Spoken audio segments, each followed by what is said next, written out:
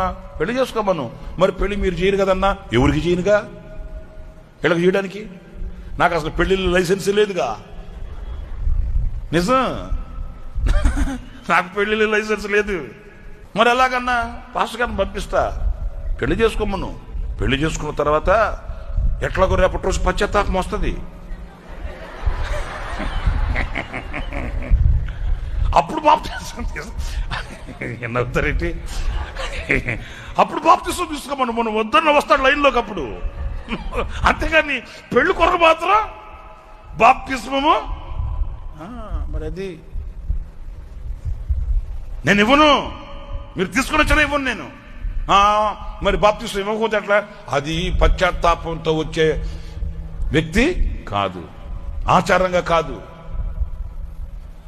బాప్తిస్మం అనేది దేవునితో నీవు ఒక ఒడంబడిక కలిగి ఆయన మరణ పునరుత్థానములలో నువ్వు పాలుభాగస్తుడవై ఆయన మరణ పునరుత్థానములలో నీవు కూడా ఒకరి వంటి వాడు అయితేనే కానీ ఆశీర్వాదం నీకు ఉండదు.